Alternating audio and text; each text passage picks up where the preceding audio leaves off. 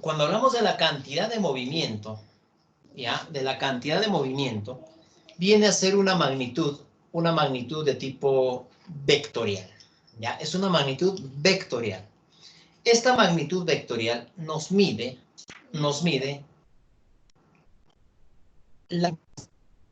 de una partícula, ¿ya? Nos mide la intensidad del movimiento de una partícula, ¿bien? Pero ¿cómo así, profesor? Porque nosotros teníamos, por ejemplo, el tema o el caso de la energía. En la energía no consideramos la dirección ni el sentido que tiene el movimiento para una partícula o para un móvil. O sea, no nos interesaba el sentido de movimiento. Vale decir que si, por ejemplo, nosotros, dentro del tema de energía mecánica, ¿ya? Dentro del tema de energía mecánica, nosotros considerábamos, por ejemplo, a un móvil, ¿sí? Considerábamos, por ejemplo, a una partícula que presentaba cierto tipo de movimiento, o sea, estaba con una determinada rapidez, y este móvil tenía, por ejemplo, una masa, ¿ya? Una masa. Entonces, este móvil, dentro de su movimiento, dentro del desplazamiento que tiene, yo podía calcular, por ejemplo, cuánto era la energía mecánica. Entonces, mira, por ejemplo, la velocidad de este móvil tenía un módulo, no sé, vamos a poner, por ejemplo, aquí, a ver, algo pequeñito, 2 metros por unidad de segundo. Por ejemplo, esa es la rapidez que tiene el móvil. Esta partícula está desplazándose, está viajando por un plano y de pronto este móvil va a presentar un obstáculo, un choque, ¿ya? Un choque contra una superficie, llámese así, ya, una superficie. Suponiendo aquí tenemos una superficie de contacto con el móvil, allí. Entonces, suponiendo que esta partícula, este móvil, choca con la superficie, impacta con la superficie, ¿ya? Entonces, probablemente este móvil, luego de chocar, no hay fricción. Esta partícula ahora retorna, o sea, lo que llamamos nosotros rebote. Esta partícula va a rebotar, ¿ya? Luego del choque por aquí. Luego de la colisión, va a rebotar esta partícula. Entonces, al rebotar el móvil, lo va a hacer, por ejemplo, con la misma rapidez. Con la misma rapidez. ¿Ya? Precisamente de 2 metros por unidad de segundo. Está rebotando con la misma rapidez. Entonces, la masa no ha cambiado. La masa no ha cambiado. Si antes del choque, consideramos como una energía mecánica antes del choque, vamos a poner a ver aquí, la energía mecánica antes que choque la partícula, y la energía mecánica va a ser, por ejemplo, solamente energía cinética, como un medio de la masa multiplicada por la velocidad elevado al cuadrado. La energía mecánica antes del choque, sería de un medio la masa multiplicado por la velocidad al cuadrado. Sería 4. ¿Cuánto tendríamos aquí? 2 veces más. Esta sería la energía antes del choque. Pero después que ha chocado, después del choque, ¿cuánto es la energía mecánica? Calculemos aquí. Un medio de la masa multiplicado por la rapidez o módulo de velocidad elevado también al cuadrado. O sea, me va a salir lo mismo. Me va a salir lo mismo. ¿Qué ha pasado con este móvil? O sea, antes y después del choque. Antes y después del choque o de la colisión. ¿Qué está pasando con esta partícula? Nada. O sea, la energía no me dice nada de esto. La energía no es la magnitud que me pueda permitir diferenciar qué ha sucedido antes y después de la colisión. O sea, ¿qué quiere decir entonces con esto? Que necesitamos otra herramienta. Necesito otra herramienta para poder analizar el cambio, porque si nosotros vemos, la partícula inicialmente estaba dirigiéndose hacia la derecha. Ahora viaja a la izquierda. Sufrió un cambio en la dirección, sentido de su velocidad. Cambió el sentido de la velocidad. Entonces, ¿la energía me va a permitir determinar qué sucedió con ese cambio? No. La energía no. La energía no es aquella herramienta entonces que me va a permitir hacer esto.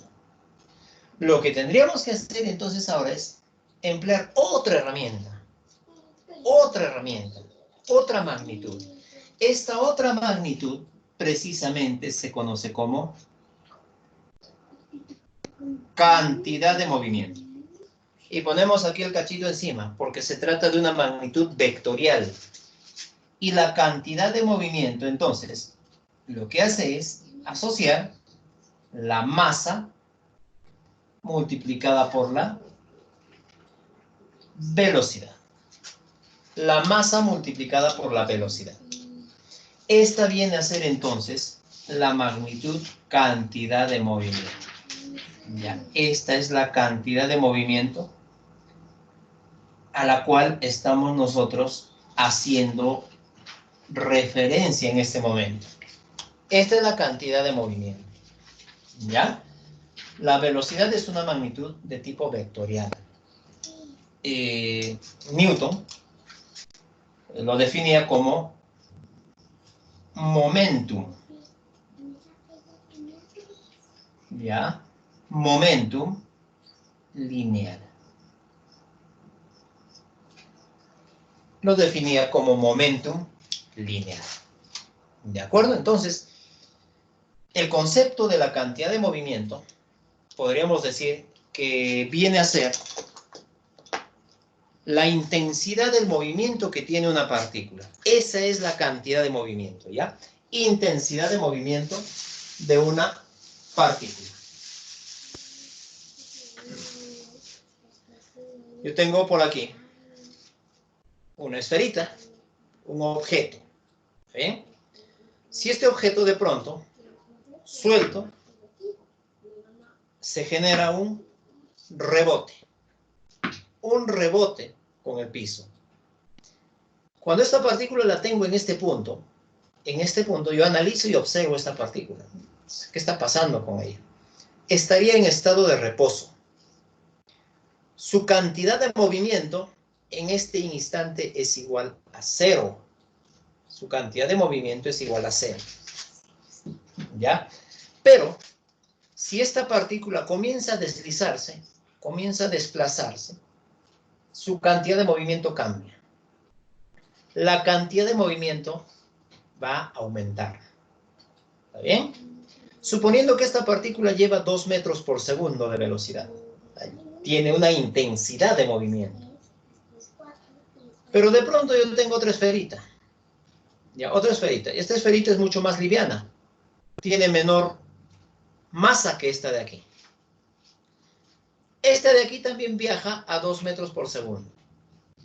Si yo hago la comparación de la cantidad de movimiento de estas dos masas, entonces, ¿qué es lo que voy a tener? Por más que las dos lleven la misma velocidad, esta masa tendrá mayor cantidad de movimiento que esta de aquí. Por la sencilla razón de que tiene mayor masa. Entonces, la cantidad de movimiento, no solamente, jóvenes, está relacionado con el sentido y dirección del movimiento, sino también con la masa. ¿Ya? También con la masa. un automóvil que esté viajando a 10 kilómetros por hora en comparación de una bicicleta que viaja a 10 kilómetros por hora, el camión tendrá mayor cantidad de movimiento, es mayor la intensidad del movimiento. ¿De acuerdo? Entonces, de esa manera nosotros definimos a la cantidad de movimiento de una partícula. En el siguiente gráfico, vamos a ver, me voy a acomodarme ahora. Me acomodo por aquí y vamos a ya la parte teórica, la que corresponde. Vamos a ver de qué se trata. Tenemos a la cantidad de movimiento y luego estaremos viendo el movimiento armónico simple. Allí tienes la definición precisamente de lo que te estaba mencionando, ¿eh? Mide el movimiento mecánico en su forma vectorial. Allí lo tienes. Cantidad de movimiento, masa, velocidad, las unidades. Las unidades de la cantidad de movimiento, la cantidad de movimiento es kilogramos por unidad de metro por segundo. Tienes un ejemplo por allí, ¿ve? Me dice, determina la cantidad de movimiento de la partícula. Entonces, ¿qué tenemos por aquí? A ver, analizando parte por parte o paso a paso, ¿qué es lo que vamos a obtener? Por ejemplo, la masa tienes 2 kilogramos. La velocidad de la partícula 10 metros por segundo. Ahora, esta partícula horizontalmente, al descomponer con los 37 grados, vamos a tener que las respectivas componentes van a ser 8 y 6. Entonces, ¿a qué es igual la velocidad? En forma vectorial, la velocidad 8i más 6j. Sabiendo que en el eje X, el eje cartesiano es y. En el eje Y, viene a ser j. Entonces, 8i, porque está en el eje horizontal, más 6j va a ser, esa es la velocidad que tiene el móvil. Luego, mira, ¿ve? Que la cantidad de movimiento de la partícula va a ser igual a la masa por la velocidad de A. Entonces, la cantidad de movimiento de la partícula va a ser igual a la masa. La masa me dice que es de 2 kilogramos. Y la velocidad la tienes allí, 8i más 6j. Multiplicándolas, nuevamente estamos por aquí, voy a tener 16i más 12j, kilogramos metros por unidad de segundo. Esta viene a ser entonces la cantidad de movimiento de un móvil. De esa manera, en forma vectorial, podríamos nosotros encontrar cuánto vale, cuánto mide esta cantidad de movimiento. ¿Ya, chicos? Entonces, de esa manera analizamos este fenómeno. Ahora, nosotros dentro de la cantidad de movimiento tenemos a ver un análisis en cuanto a la segunda ley de Newton. Ya, ahí tenemos un ejemplo, pero vamos con la primera parte. Dice que, bueno, en la figura tenemos un cuerpo sometido a varias fuerzas. Este cuerpo inicialmente está sometido a muchísimas fuerzas. Fuerza 1, fuerza 2, fuerza 3 y una fuerza enésima. ¿Ya? Si de acuerdo a este principio de la segunda ley de Newton, estas fuerzas logran tener una sola fuerza resultante que habíamos visto en el tema de dinámica.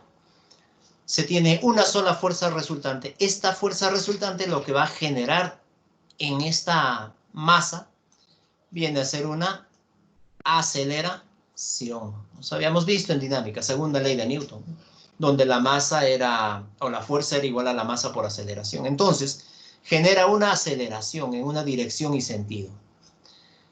Por lo tanto, la aceleración lo que hace es cambiar, modifica la velocidad. Modifica la velocidad en un determinado intervalo de tiempo. ¿Ya? Entonces, nosotros tenemos aquí que la suma vectorial de estas fuerzas originan en el cuerpo cambios en la velocidad y por consiguiente cambios en la cantidad de movimiento. ¿De acuerdo? Tenemos un ejemplo. Tenemos un instante de tiempo igual a 0, donde el cuerpo de 2 kilogramos nos dice que presenta una velocidad de 5i metros por segundo. Determine su rapidez luego de 6 segundos. Inicialmente esta masa está sometida a dos fuerzas, a una fuerza de 40 y una fuerza de 28 newtons. ¿Bien? Como existe una diferencia de fuerzas, entonces vamos a obtener una aceleración. La aceleración en el mismo sentido que la mayor fuerza, o sea, en el mismo sentido y dirección de 40 newtons. Entonces, esta aceleración lo que va a hacer es modificar la velocidad. Mira, la velocidad inicial era 5. Luego de 6 segundos, ¿cuánto viene a ser la velocidad final? Aquí no voy a utilizar directamente mi cinemática, pues. La cinemática se siente limitada porque la cinemática no utiliza fuerzas. Ahora, ¿podría utilizar la dinámica lineal? Claro que sí. También podríamos hacer para poder determinar nosotros la aceleración. Pero para este caso, tenemos una fuerza neta, mira, una fuerza neta. ¿Ya? La fuerza neta viene a ser 40 a la derecha menos 28 a la izquierda. Y la fuerza neta viene a ser la fuerza resultante, que lo hemos visto en dinámica. Esta fuerza resultante, ojo aquí, esta fuerza resultante, y estábamos viendo aquí en la segunda ley de Newton. La fuerza resultante genera un cambio en la cantidad de movimiento en un determinado intervalo de tiempo. Eso precisamente es esto de aquí. ¿Ya? Ahora, de acuerdo a los datos, la velocidad, una velocidad inicial, pasamos por aquí, una velocidad inicial, por ejemplo, puede ser 0, o quizás no. Esto es un apunte de repente que podríamos tener. La velocidad inicial puede ser o no puede ser 0, entonces la cantidad de movimiento necesariamente va a cambiar. Entonces, utilizando nuestra ecuación, fuerza resultante, 40 menos 28. Y, porque estamos en el eje X, y va a ser igual entonces a la cantidad de movimiento final menos cantidad de movimiento inicial. Esa es la variación de la cantidad de movimiento entre el intervalo de tiempo, que son 6 segundos. Entonces, 40 menos 28, 12 por 6 va a ser igual a cantidad de movimiento final, masa por velocidad final, masa por velocidad inicial. Entonces, 12 por 6 tienes aquí 72. La masa dice que viene a ser de 2 kilogramos. Sería 2 kilogramos por velocidad inicial, menos 2 por 5i, porque la velocidad inicial es de 5. Entonces, 72 y menos 2 por 5, 10 va a ser 61. Entre 2, 31. Mira que tienes aquí la velocidad final en un sentido y dirección de movimiento. Entonces, esta segunda ley de Newton nosotros podemos utilizar en esta forma de, sin necesidad de recurrir a la fuerza resultante igual a masa por aceleración, porque es una magnitud ya de tipo completa. Es una magnitud completa esta de aquí. ¿Qué más tenemos por aquí? A ver, en cuanto a la cantidad de movimiento. Tenemos, chicos, al impulso. Ya, al impulso. Dice que el impulso es una magnitud vectorial del efecto que produce una fuerza en un intervalo de tiempo. ¿Qué podríamos decir al respecto?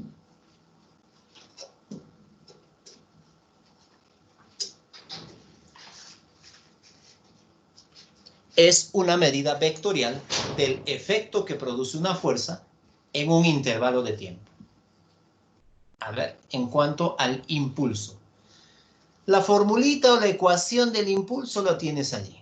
Impulso igual a la fuerza por el intervalo de tiempo. Fuerza multiplicado por intervalo de tiempo. ¿Bien? Esto en cuanto a una fuerza que sea constante, pero puede darse el caso que la fuerza también pueda o no ser variable. ¿Ya? En el caso que la fuerza sea constante, utilizamos esta primera ecuación. Pero si la fuerza viene a ser variable, la fuerza es variable, tenemos un área bajo una curva. Entonces aquí hay un área. El área viene a ser el módulo del impulso. ¿Ya? El área viene a ser entonces el módulo del impulso. Bien, jóvenes, entonces, de esta manera nosotros vemos al impulso. Pero antes de pasar al siguiente tema, porque este tema se trata de impulso, cantidad de movimiento y movimiento armónico simple, hablemos del impulso neto. El impulso neto el enunciado nos dice pues, que está dado como la suma de cada uno de los impulsos individuales. Por ejemplo, tengo una fuerza 1, una fuerza 2, una fuerza 3 y una fuerza enésima. Entonces, cada una de estas fuerzas van a generar un impulso, ¿ya? Porque hemos visto que el impulso viene a ser igual a la fuerza multiplicado por el intervalo de tiempo. Ahora, el impulso es una cantidad vectorial. La fuerza también es un vector. Entonces, si hay varias fuerzas, va a haber varios impulsos. Entonces, se dice impulso neto. Sumamos únicamente cada uno de los impulsos y ese sería el impulso neto. En cuanto entonces ahora a la conservación de la cantidad de movimiento. ¿Cuándo la cantidad de movimiento en muchos casos se conserva? Cuando la suma o las fuerzas resultantes sean iguales a 0. Allí la cantidad de movimiento se conserva.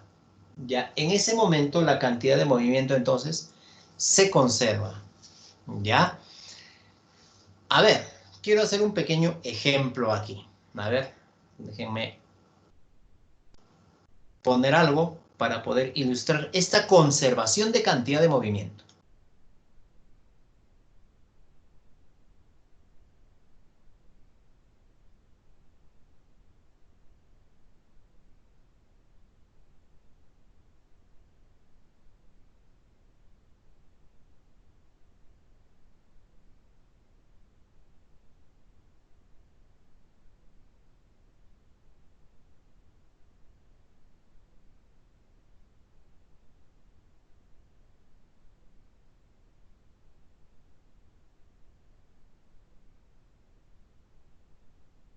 Bien. A ver, vamos a ubicarnos en un contexto, a ver, para esto del impulso y la conservación de la cantidad de movimiento. ¿De acuerdo? Entonces, para ello, vamos a ilustrar o vamos a explicarlo de esta forma. ¿Bien? A ver.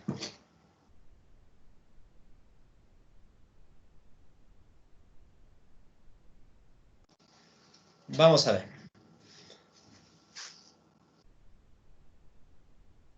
Listo. Tengo por aquí a mi carrito. ¿Ya? Tengo un carrito por aquí. ¿Listo? Entonces, este móvil, en este preciso instante, tiene una cantidad de movimiento igual a 0 sobre una superficie horizontal. Para que este móvil comience a desplazarse, ¿ya? Para que este móvil comience a desplazarse, para que tenga movimiento, ¿qué debe ocurrir? Debe aplicarse una determinada fuerza. Entonces, una fuerza hará que este móvil comience a desplazarse. Esta fuerza lo que está haciendo entonces es generar un cambio en su cantidad de movimiento. Ahora mira, si yo aplico esta fuerza hará que este carrito comience, o el móvil, o la partícula empiece a desplazarse. Entonces este móvil empieza a desplazarse, empieza a moverse. Lo que estoy generando viene a ser un impulso. La fuerza genera impulso. La fuerza genera impulso en el móvil. ¿Ya? Ahora, profesor, ¿cómo es eso de la conservación de la cantidad de movimiento? ¿Cómo así? ¿Cómo se conserva la cantidad de movimiento? Bien, si nosotros nos damos cuenta, a ver, al interior de este carrito, internamente, de esta partícula o de este móvil internamente, tiene sus asientos, tiene el motor, qué sé yo. No voy a desarmar mi carrito aquí, si no me voy a quedar sin juguete. Pero internamente, por ejemplo, si yo elevo este carrito, ¿por qué las llantitas no se caen? ¿Por qué el motor, por ejemplo, no cae? ¿Por qué a pesar que estoy tomando desde un punto, por qué no caen todas las piezas? Porque internamente esas piezas, internamente, tienen una fuerza de acción-reacción interna, ¿ya? Dentro de este carrito existen fuerzas, pero llamadas fuerzas internas. El asiento, por ejemplo, el motor está unido a toda la carrocería a través de pernos, tuercas, que ejercen una fuerza, fuerzas internas. Entonces, si este carrito yo lo dejo allí, internamente, ¿existen fuerzas? Sí existen fuerzas, las que te acabo de mencionar. ¿Esas fuerzas internas hacen que este carrito se mueva? La respuesta sería no. Las fuerzas internas no van a generar movimiento en este móvil. Pero si yo aplicaba una fuerza externa, aplico una fuerza externa, esta fuerza externa es la que genera el movimiento. Chicos, las fuerzas externas modifican la cantidad de movimiento, pero no las fuerzas internas. ¿Ya? Las fuerzas internas no. Es como que alguien te dice, a ver, yo quiero elevarme hacia arriba, pero para elevarme hacia arriba necesito aplicar una fuerza de 700 newtons. Y entonces me tomo de los hombros. Y aplico en mis brazos una fuerza de 700 newtons hacia arriba. No me voy a poder elevar, pues. Porque la fuerza que estoy aplicando viene a ser interna.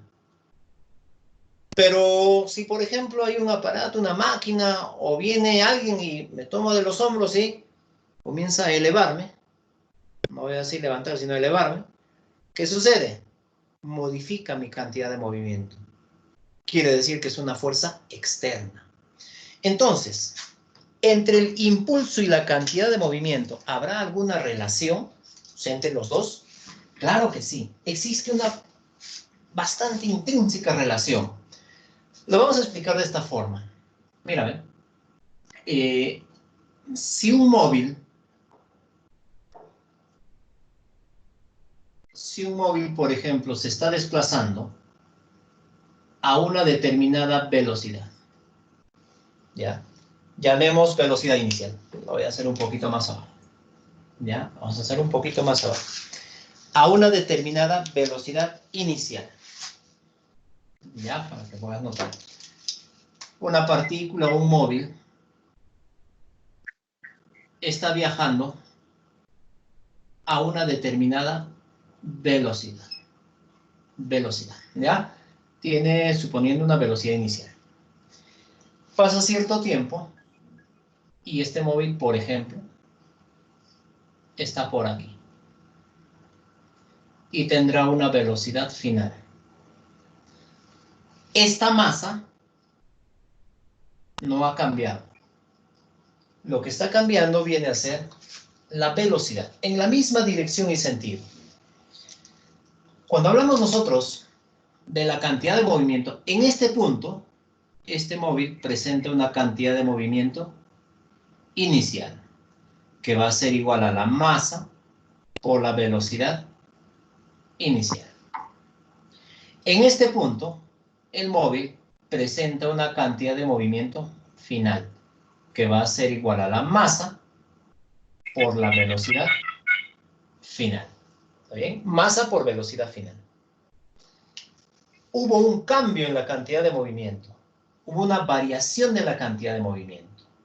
¿Ya? Entonces, si yo escribo aquí variación de la cantidad de movimiento, esta variación de cantidad de movimiento va a ser igual a cantidad de movimiento final menos cantidad de movimiento inicial.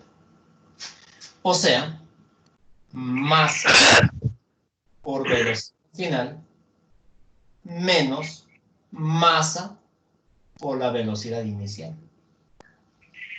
Entonces, la variación de la cantidad de movimiento, voy a tener aquí, masa por velocidad final menos la velocidad inicial. de esta forma. ¿Qué magnitud ha sido la causante de cambiar la cantidad de movimiento? ¿Por qué la velocidad cambió de una a otra? Hace un momento lo explicamos en el caso de nuestro carrito. Debido a una fuerza externa. Debido a una fuerza externa. Esta fuerza externa está modificando la cantidad de movimiento de una partícula. Modifica. Al modificarla, lo hará pues en un determinado intervalo de tiempo. En un intervalo. A esto se conoce como impulso y lo tenías en las diapositivas. El impulso venía a ser entonces la fuerza multiplicado por el intervalo de tiempo. Y esto es igual a la variación de la cantidad de movimiento.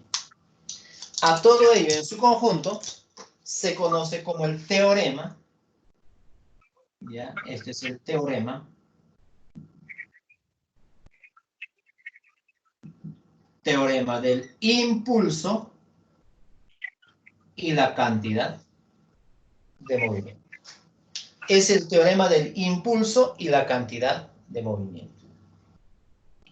Muy bien, jóvenes, entonces, con esto estamos redondeando, llegando a una conclusión en cuanto al impulso y la relación que tiene con la cantidad de movimiento.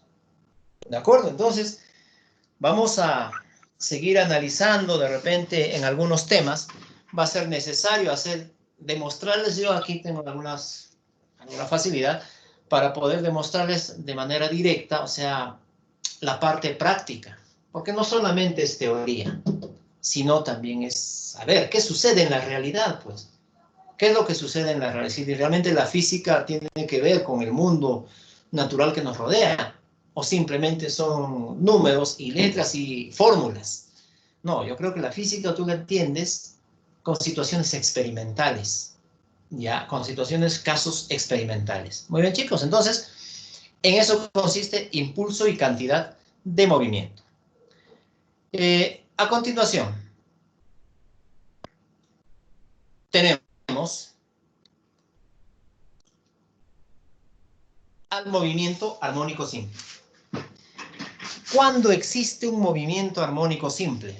Cuando se trata de un sistema asociado masa-resorte. Cuando se trata de un sistema masa-resorte. ¿Ya? Este viene a ser un movimiento armónico simple y tiene ciertos elementos. Por ejemplo, allí tienes una masa y un resorte. Allí tienes a la masa y al resorte. Entonces, forman parte de un movimiento o un sistema armónico. Para que sea armónico, ojo aquí, tiene que estar expresado en unidades del sistema internacional y además la superficie tiene que ser lisa, liso. Entonces, si esa masa en un instante se encuentra, o sea, en ese punto, por ejemplo, puedes notar en el gráfico, se encuentra en estado de reposo, quiere decir que la masa está en un punto llamado punto de equilibrio. Siguiente análisis. ¿Qué pasa si esta masa, esa masita, nosotros la trasladamos hacia la derecha debido a una fuerza? Tengo que aplicar una fuerza pues, para poder llevar la masa a la derecha. Y lo ubico en un punto por aquí. Lo ubico en un punto. A partir del punto de equilibrio, entonces esta masa, lo que ha generado juntamente con el resorte, viene a ser una deformación. La deformación se conoce como amplitud. Ya vamos a definir los ejemplos en los elementos luego. La amplitud. Si es a la derecha, la amplitud es positiva. Pero probablemente la masa, en lugar de llevarlo a la derecha, por ejemplo, lo voy a llevar a la izquierda con una determinada fuerza. Si esto ocurre, entonces la amplitud vendría a ser de tipo negativa. Ya, amplitud negativa. ¿Ya? amplitud negativa. Entonces, puede ser a la derecha o puede ser a la izquierda. ¿Qué viene a ser entonces la amplitud? La amplitud, ojo allí, es la máxima deformación, ¿ya? Recuerda bien eso. La amplitud viene a ser la máxima deformación, ¿sí? La máxima deformación. Entonces, eso es lo que estamos teniendo aquí. Dentro de los elementos debe estar en el sistema internacional masa, amplitud, masa del bloque, el periodo, bueno, la masa ya la tenemos inherente por aquí, ahí está ya la masa, la constante de elasticidad, son dos que ya están inmersas dentro del sistema, pero tenemos la amplitud y el periodo. ¿Qué sabemos con respecto al periodo?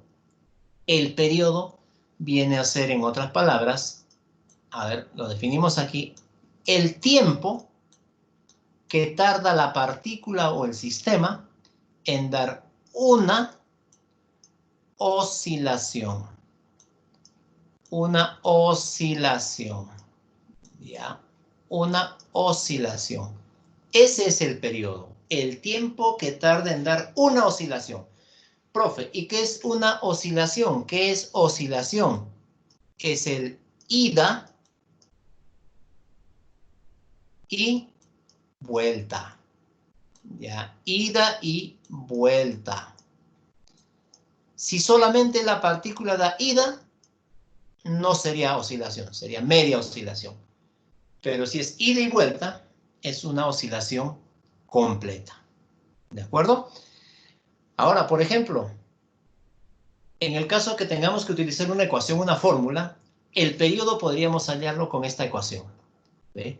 2pi, K que viene a ser la constante de elasticidad y M viene a ser la masa. De esa manera determinamos el periodo. Sistema internacional se mide en segundos. La frecuencia. ¿Qué viene a ser ahora la frecuencia? Chicos, la frecuencia viene a ser la inversa del periodo. Y la frecuencia se mide en hertz. ¿Ya? La frecuencia se mide en hertz. ¿Bien?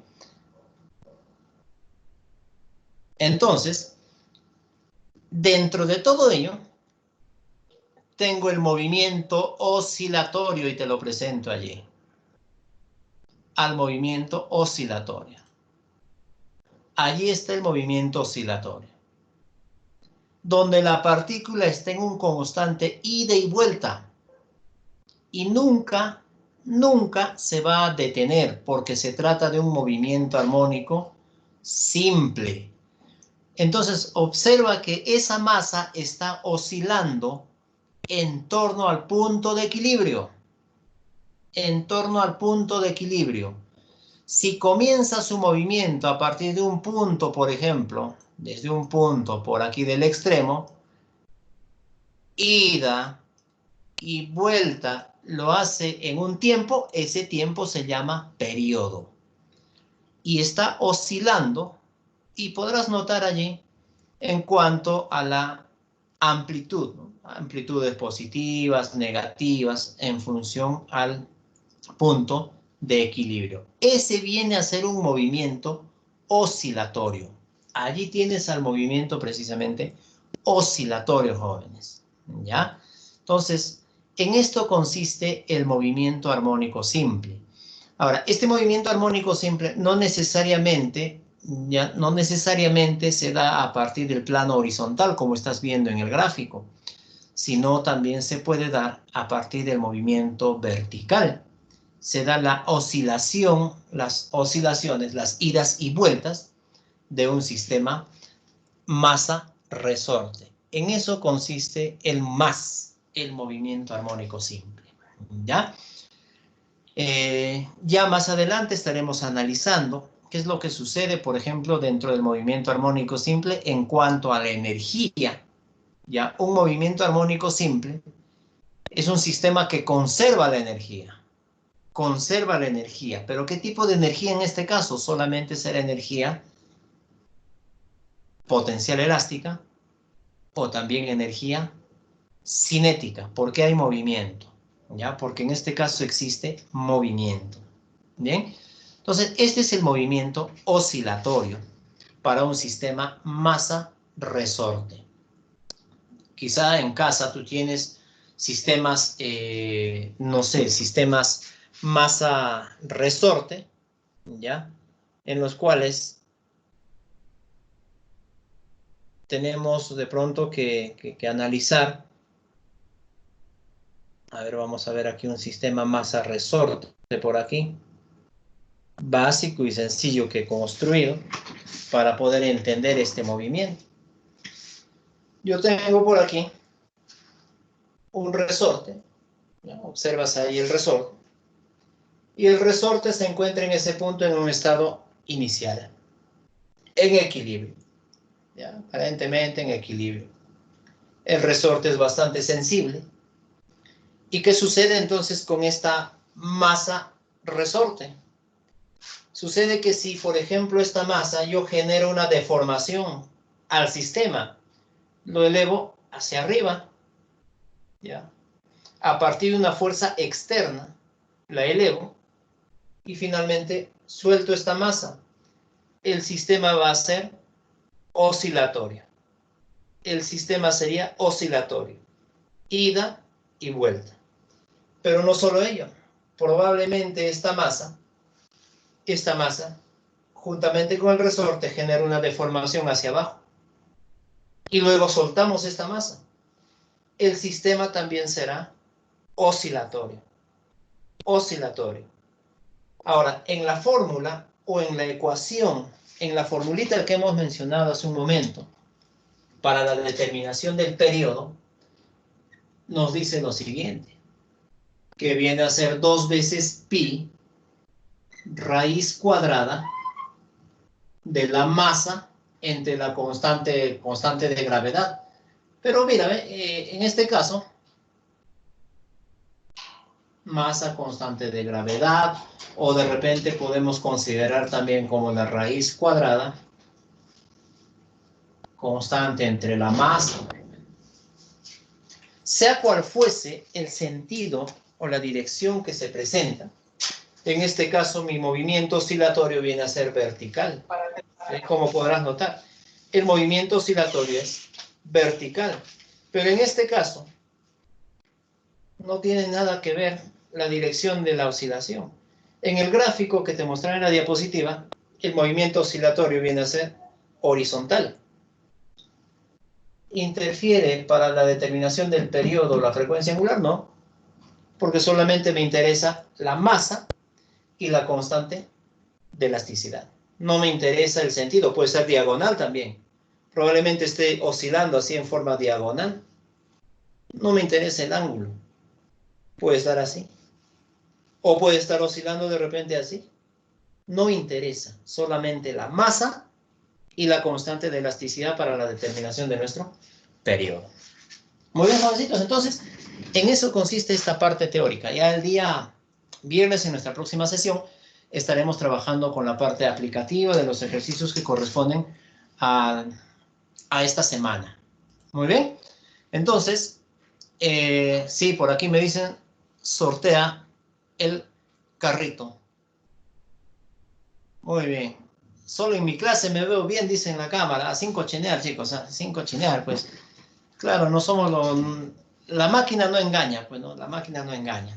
Si somos feos, pues. Si somos guapos, pues. No hay ningún problema, chicos. ¿Ya? Listo, por aquí me están cochineando, vea qué dices. Solo en su clase de usted se mira muy bien la cámara. Dice, bueno, tratamos de hacer lo mejor. Es para poder darles, chicos, la mejor comprensión. Ya, chicos, lo mejor. Más adelante estaremos haciendo situaciones experimentales que les voy a demostrar aquí. Lo voy a hacer también en pizarra para que puedas entender nuestra teoría. Vas a terminar quinto año. Estás en quinto año. Vas a postular a una universidad. Vas a ser profesional. Entonces, jóvenes, si ustedes de pronto, dentro de todo ello, se van ya habituando a este modo de trabajo interactivo, es lo que vas a utilizar más adelante. Entonces, estamos utilizando, yo les comento, por ejemplo, esta plataforma, es una plataforma, es excelente. En algunos casos, de repente, la señal llega un poquito más tarde porque La señal de las empresas de Internet, bueno, hay variaciones. Pero bueno, es la metodología que tenemos que nosotros utilizar. Ya, entonces chicos, tratamos de darles lo mejor. En mi caso, en el curso, por lo menos quiero que lo entiendas. ¿Ya? Me preguntan, por ejemplo, en qué consiste choques y colisiones. Detalladamente, no te preocupes, campeón, detalladamente te voy a explicar el choque entre dos partículas y voy a hacer mi ejemplo aquí, mi ilustración, y te lo voy a presentar en la teoría, ¿ya?